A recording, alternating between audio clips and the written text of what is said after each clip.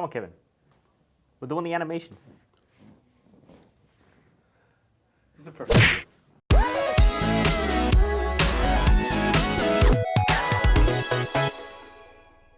So today we have a very special video where we actually want to take you through the entire journey of how we actually make MetaRunner. There's a lot of crazy stuff that goes on to actually make all this happen, and a lot of screw-ups, a lot of funny memes that happen along the way, and we really want to show you guys inside Glitch Productions, inside our company, on how we make these episodes come to life. It's going to be a really, really fun and interesting look into Luke and my life and exactly what we do here. Now, if you don't know what MetaRunner is, it's a story that follows a girl named Tari. Here she is. She has a robotic arm, and she plays games really, really fast. But she can also go into video games. Now, with these powers, this I think it's blue-collared bad guy. White collar. White collar? Blue collar is the opposite of white Okay, collar. white collar, blondie man named Lux. He wants Tari's ass, and he goes after her. That was the best thing. You were using that. Yeah, so season 2 just finished releasing. You can go watch all of it. Season 1, season 2 is out now. But yeah, let's get to it. Let's start off with the artists and let's see the journey of MetaRunner. Let's go. Everything started in my bedroom. I started SMG4 there. I was just a little kid just doing these dumb memes. Around 2016, that's when I got 1 million subs. That's when my brother came around and was like, "Luke, we're gonna go on an adventure together." We moved to the back of our house. It was very dirty, very cramped, but as you can see, we got by. Yeah, and it was all you needed at the time. Like, it was just Luke and me on like our 2 crappy little PCs. Yeah. I would just be writing, I'd be scripting at the time, and Luke would be making the videos. Your little brother duo. This was what, only like 3 years ago as well. They invited me down to their place to do my first day of orientation. So I rock up at their place, not knowing what to expect, and it's just this house in like the suburbs. Hello, I'm Jared, and I'm the project manager at Glitch Productions for MetaRunner. I'm also an animator, a concept artist. I'm everything. I just do a bit of everything. So I got hired back when it was end of 2017, I believe. And yeah, Kevin and Luke were like, "Do you want to come down to Sydney?" Around 2018, we actually moved into an actual house where we started to hire people, and they came in. They were like, "Why are we working in a house?" It was strange rocking up at your house for the first day of work because our studio was your house at the time, and then we had all of the computers and whatnot in the back room, and so there was about 4 of us at that stage, I think. When he says house, he means our second house, not our. We had 2 houses. We had our parents' house. That's the one Jared was in. This is a different house. All right, just clarifying. Man, do you want to be on camera? This is my camera right now. Yeah. So my name is Matthew Peckham. I'm a art director, mocap artist, character designer, and whatever else you guys need me to do. They show me around, and then there's Kevin and Luke and 2 others of their team sitting out the back in this little area, and that was how Glitch started. So I'm just sitting in their living room with like my PC set up, doing this drawing for them. Well, this is it. This is our old house / old office. It's our parents' house. That's what it means. I guess we'll start off with Jared. Yeah. So imagine Jared was sitting right here, working away. Now he's been replaced by this bag of popcorns and chips. But let us show you the old VIP Glitch studio. This is it. Welcome to the office. We used to work right here. There used to be a line of two tables here. This is where Luke and I sat. Sit right here and just work. And I would sit right here and I'd work. And that's it. It's not much, but this is where it all started. It's honest work. It's honest work. Glitch hired me by coming over to AIE, which was the academy I was studying at the time. And yeah, they came and had a presentation showing us off SMG4 and the project they wanted to start, which was MetaRunner. MetaRunner basically was conceptualized by our little sister. She just drew we were coming up with characters for SMG4, I think. We asked our sister to draw some stuff. They're like, "Oh, maybe we could use some of this." And she drew this little robotic girl in like this little doodle in her notebook. We saw it. We were like, "I like this drawing." Yeah. So from there, I don't know. We were just like, let's go for it. We had no idea what we were doing when we started it. We had 0 experience in animation. From there, we started making episode 1. We gathered a team of artists. Initially, we thought we could do it with only like 3 artists. or even one. Kevin really wanted one. Yeah. Well, I remember when I first started at Glitch, the idea was that we were going to have, 10-minute episodes with one animator over 3 or 4 weeks, I think it was. But that was impossible. So now it's, 4 weeks? 4 weeks with 4 animators. And yeah, so there's the full-time animators, and then there's Jared and I who work sort of part-time on animation. And yeah, it's absolutely insanity that we were trying to think of doing one animator, 4 weeks, 10-minute episodes at hand keyed. Honestly, we tried to use really bizarre methods. We try to achieve things here that other companies don't entirely do. We look for ways around things. We look for the faster solution whilst also creating a product that's as good, if not better than other studios out there, which is amazing to see. Just every day we're trying to push the technology to make really, really cool stuff that the internet can enjoy. And like, basically we want to be an anime company. We want to be an anime company, that's what we want. For the Western audience. Yeah. Hello, Theo. Crackerjack, hey! My name is Robin Barry Cotter, and I am the voice of Theo, and I'm also a staff writer for SMG4 Glitch Productions. Glitch hired me because I blame everything on David. Oh, the clapping of my ass cheeks. David is the voice of Lux. David called me up and was like, they need a voice for a little boy, and you were the first person I thought of. And I'm like, thanks for that.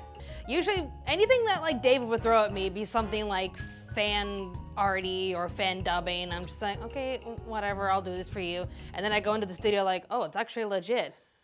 Wow, this is actually pretty cool. Thanks, David. What we're making is leagues and bounds better than what I anticipated being able to make, and seeing the team grow as well is amazing. It's incredible to see what we can do.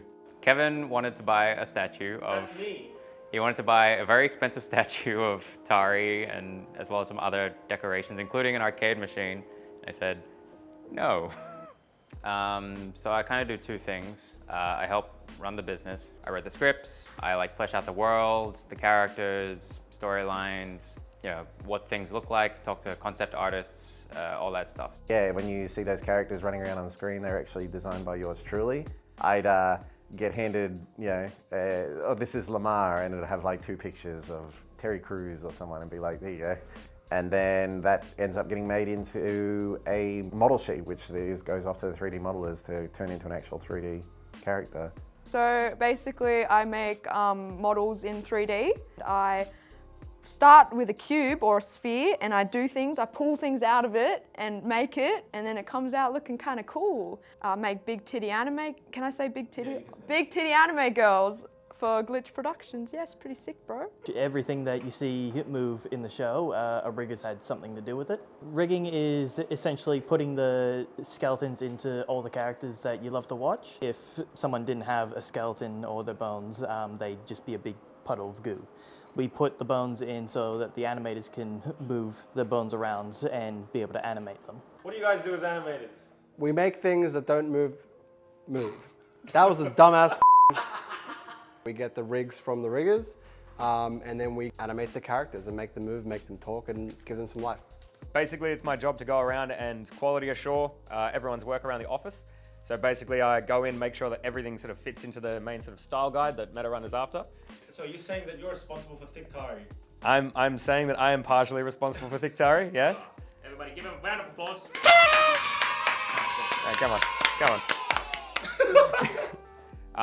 Beyond that, I also do motion capture, which is basically where we strap a bunch of sensors to our body and we move around and act. We act out the characters. That gets recorded into the computer and we animate from there. Look, working at Glitch is like working at Facebook. Kevin is like Mark Zuckerberg. Oh, that's not a compliment. Yeah, it's good. It's fun. I really enjoy it. It's like better than my other jobs I've had. It's really creatively fulfilling. No 2 days are exactly the same, which is something I really, really appreciate. Like writing a script, the next I'll be like brainstorming characters. The next I'll be overseeing the concept artist on like what the designs of the environment should be like. My skills have definitely improved with each challenges that's popped up. And it's really good to work with these guys because you get to learn even more from them. We're a pretty small company, so like there is quite a lot of learning and responsibility on each individual person in the company. As an artist, you gotta go with the punches. You get critiqued, but it's to make you better, make you stronger. Like, yeah. There's always going to be unforeseen circumstances, so you really need to be able to plan around that and come up with contingencies on how to still deliver the product. I remember, I think it was last year when we were about to film episode 10, I said I was going to go snowboarding. I did something stupid and managed to hit a tree going extremely fast, and I broke my arm in 2 places. The entire of episode 10 is me motion capture acting with an arm that was broken in 2 places. Matt, who's doing the mocap, for instance, for action scenes, he can't actually do flips and bounce off walls and stuff like that, which is what happens in the show. So we have to like get that, interpret what's been done, and just really manipulate it to make it look like it does in the end product. When COVID hit, like we ended up having to work from home for about 3 months or so. We had to put a whole heap of infrastructure in place to make sure that people could still do what they needed to do. That was a real like kind of wake up call for all of our skills to come together. Like we actually had to just really go to town on our work in a situation that wasn't normal, and everyone had to pull their weight. And so that, I thought actually that was kind of brought the team together in my opinion. In the first week or so, just to get us back in that, we're still together kind of feeling. We all posted our home workspaces, and you'd have like, not to toot my own horn or anything, but like the really neat ones with, all nice and set up. And then you'd have the people who would just post memes of like, just piles of cans of V and... So because I'm both the general manager and the head writer, it was writing Meta Runner Season 2 while at the same time trying to buy an office. So like trying to move a like 15-person company over to a brand new office with renovations and furniture, as well as trying to write an entire season of TV show. That was a pretty tough couple months. Yeah, so my favorite part from the seasons would definitely be the fight between Lux and Masa in episode 10, season 2. Just because it was a lot of fun to film, we got to have a fight, and cutting it together, just watching its progress was absolutely awesome. My favorite section is actually the chibi game that Sophia uses to explain their mission at Tempest. I'm not sure why. It's not the most dynamic and not the most interesting and flashy part. I just really enjoyed it. I think for me, I like it, but I also hate it at the same time. The really action-heavy scenes in Hidden Heroes, they're so much fun to do. You get to play around with like extreme poses and like crazy fast movements that we don't normally do in like talking scenes. Probably the end of season 2. So like I spent quite a long time, writing that scene because it had a lot of exposition, a lot of character development, a lot of big twists and turns. I probably spent like a good whole week just on the final few minutes of season 2. I quite like how it turned out. My favorite character is, and this is no bias at all, my favorite character is Evelyn. I like Evelyn because she's a bitch. Evelyn, yeah. Probably Evelyn. She gets a lot of, there's a lot of people who don't quite like Evelyn. That's the point. We designed her to be that character that you love to hate. Evelyn is not a person, she's a state of mind. She's a really ridiculous person inherently, so anything that I write for her sounds natural coming out of her mouth. Come with me. Evelyn, wait here. Aww, but I want to see the punishment. I said wait here, Evelyn. Fine. I really felt that coming into the second season, she was the character with the most dynamic. She had a lot of personality. She had presence on screen. Marco's got to be my favorite character, only because he's got such a commanding voice. He's got an even more commanding mustache. That thing is... Yeah, no, it's definitely Marco. He's got the most interesting design. He's got the awesome sort of mech backpack, which has these extra Meta Runner arms. There's the whole backstory between him and Sophia, which I think is awesome. Oh, who's that? That's my son. What's his name? Peppa Pig. The journeys have been phenomenal. Looking back to when I first started, that first day in Kevin and Luke's first office, when it was just the 4 of us, seeing how far it's come, especially with the second season. It's been a long journey. We made a lot of mistakes, way too many. I can't even begin to remember. There's so much stuff that's happened in the past 3 years. we put so much time, so much money, and so much effort into just making Metarunner alone and just growing this company. But I wouldn't change it for the world. Even if things don't work out, we've learned a lot. We know how to, I think, as managers, as people, as artists as well. We've learned a lot of things. And look, in all honesty, I really think that Glitch has the potential to be something amazing. I'm really proud of what we've made so far. I can't believe we made like Metarunner. We made a full animated series with 2 seasons with just this amount of people. Yeah, it's crazy. And the team that we're building here, we're like a family. Yeah. Like that is something you can never, I don't think I could ever replace. And I think just overall, I'm so excited what's in store for us in the future. I want to make more big titty anime girls. That's fun as bro, yeah. I want titty physics. That's what I want next.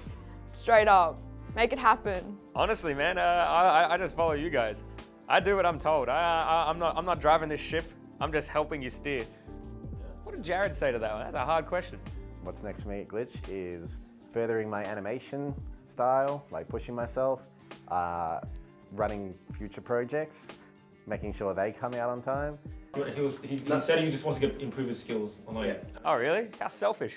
He's not even thinking about Glitch. Once we've got like all the animation, once the channel gets bigger and bigger, you know, video games seems like a pretty cool thing that we could step into. A lot of our guys have a lot of talent already in video games. They are everything. Yeah. Video games are everything. We're gonna sit down. We're gonna finish it all just like we started, man. Just like we began. Sitting down. Chilling on this couch as 2 brothers, 5 meters apart, because we're not gay. And yeah, thank you guys so much. We hope you enjoyed the story of our journey so far. We hope it doesn't end anytime soon. Yeah, and it's crazy to think how you and me literally just sitting on here playing Mario Party and grew into this. Yeah, grew into everything that you saw in this video. Yeah. We also hope you enjoyed how Metarunner was made and all the lovely people out. The entire season's out. If you've watched it already, if you watched season 1 and 2 already, go and watch it again because the views really, really do help. It's like the best way to support us outside of buying merchandise, of which you can go check out Metarunner.store if you want to help us. We have a whole new season 2 line. We have a brand new, grand spanking, awesome backpack that just dropped as well. We got a school looking cool. You can pick it up for Christmas. Yeah. Thanks again for watching. This will probably be the last video of the entire year. So Merry Christmas, guys. Have a Happy New Year. And yeah, we'll see you guys in 2021. Have a Merry Christmas, everybody. Yep. Careful, that thing's glass. I don't know, what am I meant to do with it? Don't mean with it! I'm gonna fly for you. Comedy. Look, you're a comedy genius. Comedy 100. That's the best you can do. Ooh.